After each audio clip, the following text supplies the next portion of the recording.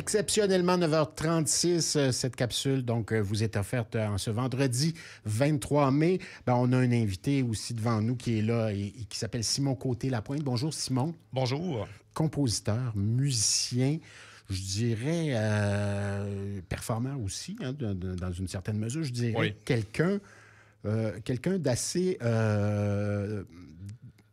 iconoclaste à quelque part. Oui. Je me trompe? Un parcours atypique, disons, qui rejoint plusieurs intérêts, plusieurs domaines d'intérêt, notamment aussi les archives. Donc, je suis pianiste, claviériste, compositeur, vidéaste aussi. Et tu es allé en résidence au Saguenay puis tu as travaillé quelque chose d'assez particulier. Hein? Oui, c'est un projet qui a été financé par le Conseil des arts de Longueuil, d'ailleurs.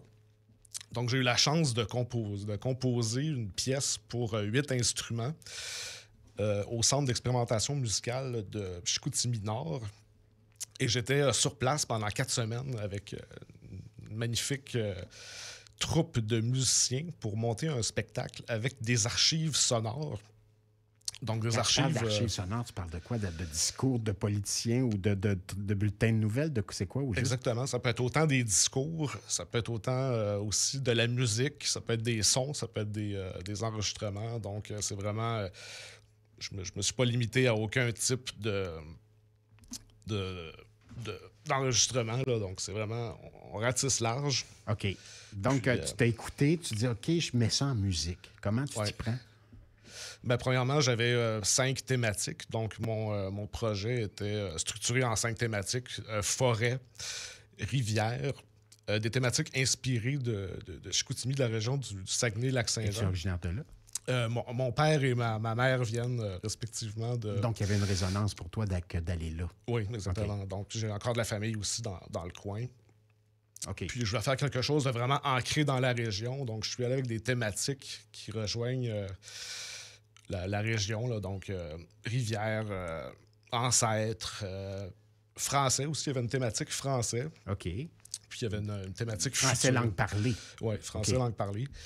Puis à partir de là, j'ai fait des recherches dans les archives. Donc, je suis allé dans les centres d'archives, la Société historique du Saguenay, écouter pendant des heures et des heures des enregistrements pour essayer de trouver ce qui pourrait être intéressant et pertinent à garder pour faire des pièces. Travailles-tu toujours comme ça ou c'est le défi que tu t'étais lancé?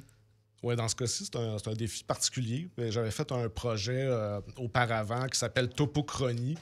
OK. Puis, dans ce projet-là, j'utilisais vraiment plutôt les archives du Québec en général. Donc, j'ai utilisé des extraits d'archives comme Charles de Gaulle, le fameux discours de Charles de Gaulle, ou encore des extraits des peintres du refus global. Peut-être qu'on pourra en écouter un extrait tantôt, on va le faire. Ouais, ça va être un extrait de Topochronie. Ouais. Topochronie comme toponymie, à quelque part. Oui, donc il y avait un lien. Oui, c'est ça. Donc, topo veut dire lieu. Chronie veut dire temps, donc différents temps à travers un seul lieu, qui est dans ce cas-ci le Québec. Puis c'est aussi... En fait, ce que d'intéressant à ce que tu proposes, si je saisis bien ta démarche, c'est cette espèce de... Puis je le sais parce que je travaille à la radio, cette espèce d'oubli. À partir du moment où on a entendu quelque chose pour une première fois, ben on l'oublie. Ça fait partie c'est derrière nous. Alors qu'au contraire, c'est... parfois, ce qui nous a construit, ce qui nous a bâti, puis ce qu'on a eu dans l'oreille, ben on l'a en dedans de nous. Donc, ce que tu fais, c'est que tu vas ramasser tout ça, puis que tu travailles là-dessus, là. Oui, c'est ça. Donc, c'est ça la bidouillard de l'affaire. C'est ça la magie aussi de l'enregistrement sonore. Donc, c'est de revivre d'une certaine façon ces moments-là. Puis, ces moments-là qui deviennent aussi partie prenante de notre culture, de notre... on pourrait même dire notre conscience, notre inconscient collectif, notre conscience collective. Oui, au-delà de l'image, en fait. Ouais. Donc, c'est super intéressant de ce point de vue-là. Ça vient d'où, cet intérêt-là? Comme musicien, comme compositeur, ça vient d'où? Ben, j'ai commencé en 2005 à m'intéresser à la réutilisation d'archives dans un contexte de musique. Okay. J'avais pris une pièce d'Antonin Artaud, je ne sais pas si vous connaissez le poète assez expérimental et important aussi dans le domaine au théâtre, poétique. Entre autres, aussi. Au théâtre aussi. Artaud, beaucoup, oui. Donc, j'ai pris un enregistrement d'Antonin Artaud en 1947 qui s'appelle...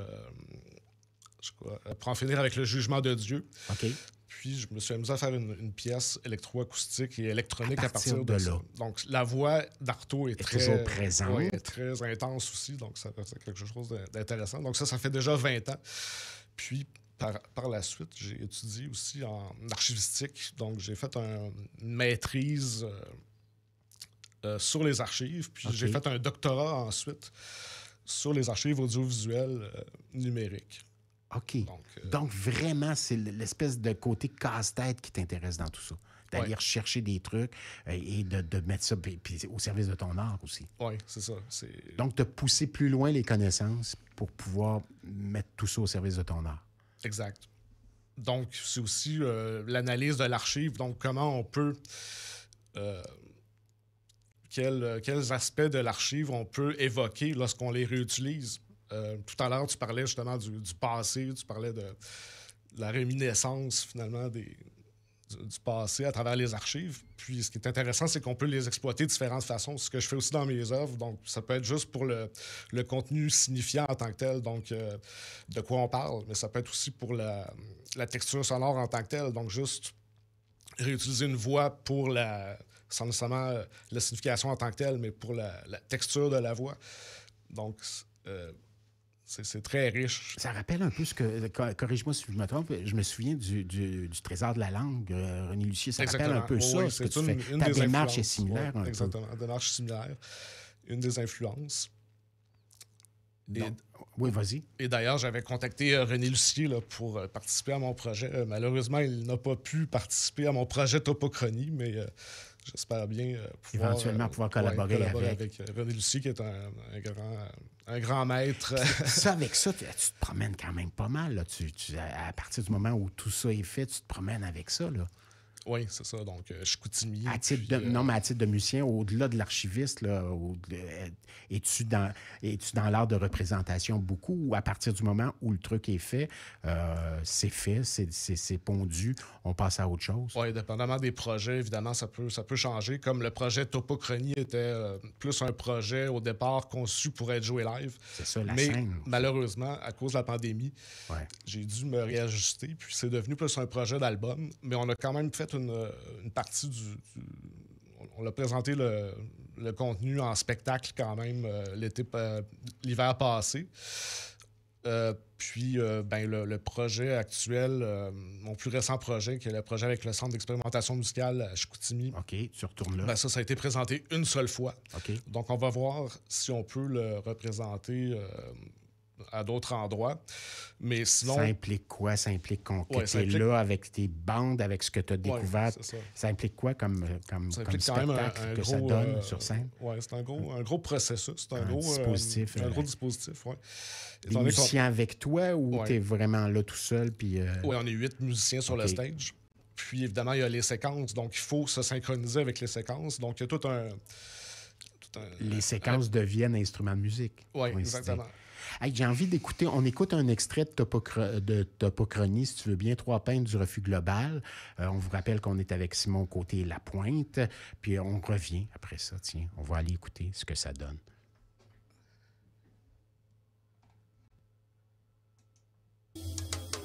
Mais c'est la prise de position au niveau de la liberté fondamentale dans tout notre comportement. Et ça, c'est une position qui ne vieillit pas.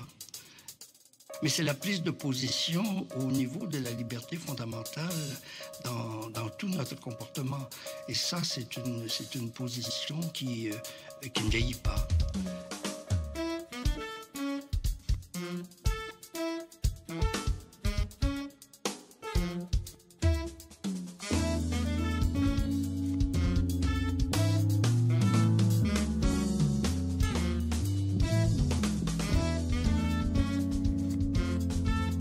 On est vraiment dans le jazz, Simon.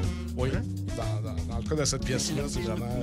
Donc, c'est Bordua qu'on entend, Paul-Émile Bordua, entre autres. Oui, dans cette pièce-là, il y a Paul-Émile Bordua, Jean-Paul Riopel et, je crois, Fernand Léger, si je me souviens bien. Qui avaient tous signé Refus Global. Exact. Donc, ça impliquait pour toi que tu devais te familiariser avec Refus Global. Ouais, entre autres. c'est ça. Et tu devais vraiment aller piger dans les archives, là. Exact. À Donc, bien des des égards. archives d'entrevue de ces grands peintres-là. Puis c'est toujours une mouture jazz que tu apportes dans ce que tu proposes? Dépendamment des pièces, je dirais. C'est vraiment diversifié. Donc, il y a des pièces plus expérimentales. OK. Je peux aller même vers plus le métal. Donc, il y a des pièces OK. qui sont vraiment plus élevées, disons. Là. J'ai choisi une pièce un petit peu plus accessible. Moi, je trouve ça extraordinaire. Je trouve ça très, très ludique. Oui, il y a un côté très, très... on est dans notre tête, mais en même temps, il y a un côté très, très ludique. Le corps est là aussi. Il y a vraiment quelque chose. Le cœur et le corps sont là aussi, en lien avec tout ça. Exactement. Parce que Donc, pour on n'est moi, pas dans le cérébral tant ouais. que ça, finalement. Non, parce que pour moi, je voulais pas que le concept prenne toute la place. Donc, il y a plusieurs niveaux, finalement, à une œuvre. Selon moi, il y a le niveau émotif, il y a le niveau, justement, de jouer la pièce en tant que telle. Oui. Donc, il y a tout l'aspect musical qui est important. Donc, on entend c'était Topochronie, il y a Ecto aussi, il y a d'autres, du travail sur autre chose aussi, là. Oui, exactement. Donc, j'ai fait plusieurs albums de piano solo improvisé. OK. Puis je travaille aussi avec un autre groupe depuis 6 ans à peu près. Donc, le groupe qui s'appelle Taxon Lazare. Et la spécificité de ce groupe-là, c'est qu'on joue en formule trio. Et je fais la basse à la main gauche. Donc, c'est un peu comme ce qu'on appelle un organe trio en anglais. OK. Là. Donc, un trio orgue, guitare et batterie. Inspiré un peu des grands joueurs d'orgue des années 60. Là, si vous connaissez peut-être Jimmy Smith ou Oui, oui, tout à fait. des artistes comme ça. Mais on remet ça au goût du jour. Donc, en 2025... Donc, tu investis d'autres façons de faire, en fait, tu vas vraiment... On est dans l'archive, encore une fois, à quelque part. Hein? Tu t'en vas derrière toi vérifier des choses. Ouais, Puis tu c'est fais tienne, tu rends ça moderne. la tradition. Hein, d'intéressant, j'aime ça. J'aime Ouais. ça comme démarche. Alors, quelle place prend le Conseil des arts de Longueuil dans toute ta démarche, dans tout ton travail, Simon? Ça a été super intéressant. Puis super aidant d'avoir une bourse Conseil des arts de Longueuil parce que ça m'a permis de composer pendant 2 mois avant ma résidence au Centre d'expérimentation musicale. Donc, je suis vraiment arrivé avec des pièces abouties. Si j'avais Donc, pas ta eu... démarche était Ouais. facilitée. Oui, donc si j'avais pas eu ce moment-là de composition avant, j'aurais pas pu arriver avec quelque chose d'aussi abouti. D'ailleurs, les musiciens me l'ont dit, puis les organisateurs me l'ont dit. Ils m'ont dit c'est la première fois que quelqu'un arrive avec du contenu autant composé dans une résidence. Souvent, dans le milieu de la musique émergente ou ce genre de choses-là, souvent, je pense je sais pas pourquoi, à Zorn, tout d'un Ouais, coup. Puis Jean Zorn, du monde qui sont un peu brouillons, un peu, mais en même temps, il y a là une pensée, il y a là une façon de voir les choses. Donc, toi, tu étais le premier de classe dans tout ça. Oui, c'est ça. Bravo. Merci d'être venu nous voir, puis on te souhaite que le meilleur, Simon. Merci beaucoup pour l'invitation, puis le dialogue et l'échange, c'est très apprécié. Simon Côté-Lapointe, donc à une prochaine. Puis vous pouvez aller faire un petit tour, là, ectobandcamp.com pour en savoir davantage sur ce qu'il nous propose. Ce qu'on a entendu, c'était 3 peintres du Refus global sur Topochronie. Voilà. C'est tout pour nous. Merci d'avoir été là. On se retrouve lundi, 6h.